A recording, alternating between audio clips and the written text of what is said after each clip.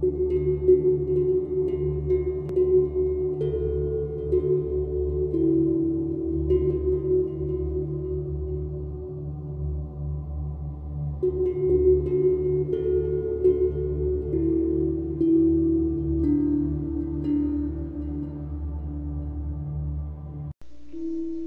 link to this wonderful article will be posted in the video description.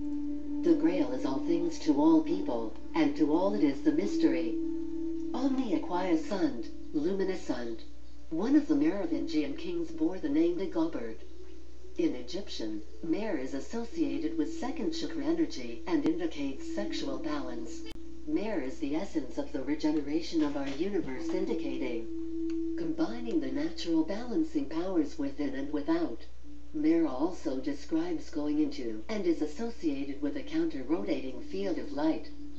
Mer is given as instruction to actualize the transcendent process, unveiling the path out of the duality. The idea is that by combining these polarities plus a few more steps, one achieves a very special oneness, which is called the center eye of Horus, or the child's eye of Horus. Mer activates the mind's eye. The first step is the wisdom, which is altering the consciousness, combining positive and negative.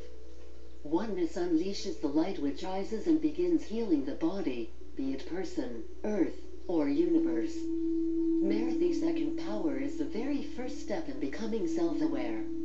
Mer enables the energies of two people, simultaneously, into the light of the same portal. Mer means a going into, or a counter-rotating field of light, or light. Ka represents the higher spiritual self and its primary connection to the archetypes, known also as the spirit of the cosmos. The translates as soul, or astral body. Mer exists from beginning to end.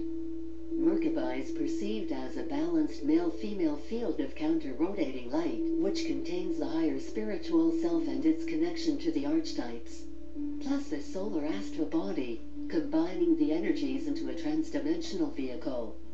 Mer is a light that is created in the primal cause and effect, and is used in the Merkaba light body, creating the light of Genesis, the beginning of new consciousness. Catholic inquisitions of the Middle Ages were set against all the so-called heretics who in one way or another supported the messianic blood royalty and Grail of the Dragon Kings against the corrupted dogma of the bishops. Many of the victims were classified as occultists and witches, and they were charged with upholding the ancient and heretical cult of Draco, the Prince of Darkness. They were proclaimed by the church authorities to be vampires, maligned and persecuted. The mystery of the Fisher King goes back to the dawn of time, when the universal god and goddess united to produce the divine sun in the form of the Vesica Pisces fish. The divine sun swam through the cosmic waters, sea of constellations, as the Fisher or Fisher, king of the universe. In the Sumerian tradition, in his primal form, he is known as goatfish Enki, the primal dragonfish, who while swimming in the Apsu, the cosmic ocean, created the universe, and then came to Earth to rule as its Fisher King. The Holy Grail association with the Fisher King began with Enki, who was the keeper of the Holy Grail and the embodiment of its power. Enki, the Lord of Wisdom, was an embodiment of the Holy Spirit or Kundalini. The Sumerian monarchs who descended from Enki were all similarly represented as kingfishes swimming in the Apsu, and this tradition could be found in other parts of the world, where Earth's monarchs were Fisher Kings that guarded and protected the Holy Grail power. When Parzival discovered Fisher King Anthus in Parzival, the monarch had forgotten who the Grail serves and had become a cripple. The power of the Holy Grail, which is the Holy Spirit and life force, serves all persons, not just its owner. When Anthus realized his mistake, he was cured of his malady. The lesson for all people is to share your power by serving all beings. One of the biggest distortions of Western civilization has been the legend of Saint Michael and the dragon. Saint Michael never slayed the dragon. He tamed it and rode it to heaven, that is, to enlightenment. We are all spiritual warriors taming our vehicles and then riding them to the goal. Our inner spirits are Saint Michael, and the various sheaths that surround our spirit are collectively our dragon. The dragon is also the serpent fire at the base of the spine. We ride it up the tree of life, the spine, to heaven, the sixth and seventh chakras, and their corresponding Gnostic enlightenment. The underground stream of knowledge, the hidden mysteries of Western esotericism, is Gnostic goddess worship. Cultural transformation theory asserts the original direction of cultural evolution was toward partnership. We are here to set the record straight and define ourselves with our own narratives in today's world, as the stewards we rightfully claim to be. The underground stream connotes an unacknowledged and thus subterranean bloodline, the Grail families of Jesus. The Disposini from Greek disposunos, meaning of or belonging to the Master or Lord, was a sacred name reserved for Jesus' blood relatives, descendants of King David. Throughout the Renaissance, Arcadia was used as a sort of code word for the underground stream, an invisible college of kindred souls who secretly shared their esoteric knowledge with one another, passing it around Europe via a network of secret societies and mystery schools, often utilizing its arcane symbolism in works of art and literature. Such symbolism shows up, for instance, in the works of René Denjou, Giordano Bruno, Leonardo da Vinci, Nicolas Poussin, and many others. The authors of Holy Blood, Holy Grail Michel Bigand, Richard Lee, and Henry Lincoln described the symbolism of the underground stream. The motif of an underground stream seems to have been extremely rich in symbolic and allegorical resonances.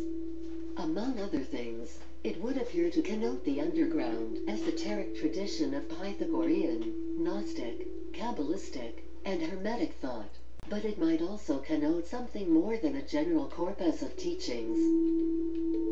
Perhaps some very specific factual information, secret, of some sort transmitted in clandestine fashion from generation to generation.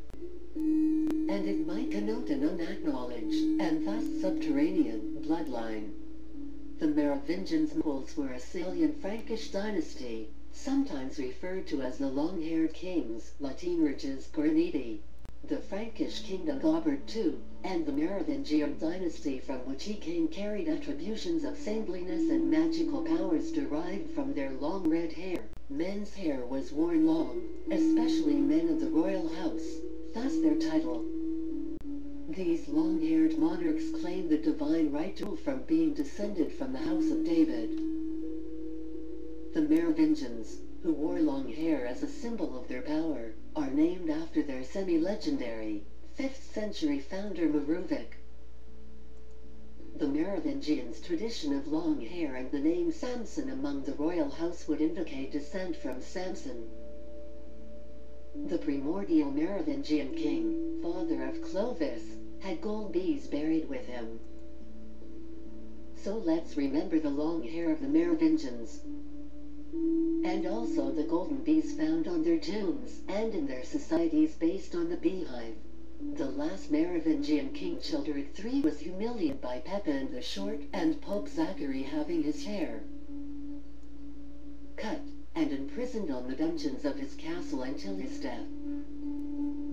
Charles Martel went on to become Duke of all the Franks and founder of Carolingian line of kings. 13 years later, in 732, he defeated the Saracen army at Poitiers in France, and saved Western Europe from complete invasion by the Muslims. As a result of this, his son Pepin III became first king of the Franks. Pepin in turn was the father of Charlemagne. Charlemagne, second king of the Franks, Berta Bertrada was the wife of Pepin and mother of Charlemagne. Likewise, their Cathar successors, Cathar priests, known under the name Perfects or the Perfect, were dressed in black. Men had long hair, particularly the characteristic long red hair like Mary Magdalene. Their perfects were considered living Christs. They were called the good people. They sought only the light, through the light bringer, who was the same as Christ and the Archangel Michael. Cathars had a specific fascination with Mary Magdalene and the Languedoc tradition of courtly love. The Cathars retained the ring lord culture and traditions, referring to the messianic bloodline as the elven race, venerating them as the Shining Ones. In the language of Old Provence, a elf was an Albi, and Albi was the name given to the main Cathar center in Languedoc. This recognized the matrilinear heritage of the Grail dynasty, for the Cathars were supporters of the Albi gens, the elven bloodline which had descended through the Grail queens such as Lilith, Miriam, Bathsheba and Mary Magdalene. The Shining Ones of the elven race were there to light the way. This is why the 1209 genocide was called the Albigensian Crusade. In Ireland they were known as Tag Donu, the people or Drabavonu, the great sky god of the Anunnaki. They migrated from the Central European lands of Scythia, which stretched from the Carpathian Mountains and Transylvanian Alps, across to the Russian River Don. They were strictly known as the Royal Siths, and they were said to be the masters of a transcendent intellect called the Sith, which was known to the Druids as the Web of the Wise. The terms fairy and elf are cast within the succession of the Shining Ones. Another is the pixies, of utmost importance within the overall structure of the princely bloodline. Having the same Sith heritage as the historical elves and fairies, their familiar name derived from the description Pict Sith. When they migrated to Antrim, Ireland and the far north of Britain, they became known as the Picts. They called their northern domain Caledonia, the land of the Chaldean forest people. The leprechauns were the armored horse troops of the Pict Sith. Their body armor was made from small overlapped plates of bronze, which tarnished to a greenish color, so they looked like lizards or dragons. In this regard, they were called leprecorban, a word corrupted in Ireland to leprechaun. The concept of calling the original princely race the Shining Ones, while also defining them as elves, dates well back into biblical times and can be traced into Mesopotamia and Palestine. The ancient word El, which was used to identify a god or lofty one, Nasan El Elyon and El Shaddai, actually meant shining in Old Mesopotamian summer. To the north in Babylonia, the derivative El meant shining one, while in Saxony and Britain it became elf.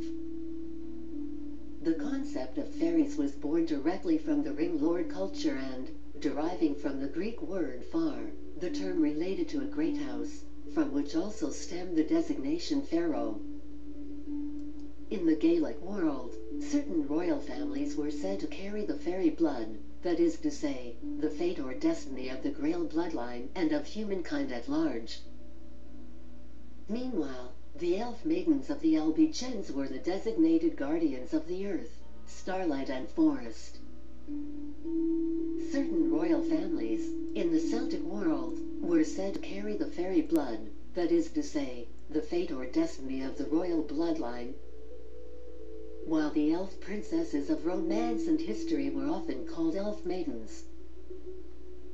Certain royal families were said to carry the fairy blood, and it was their responsibility to safeguard the royal blood, but not only for their family but for mankind itself.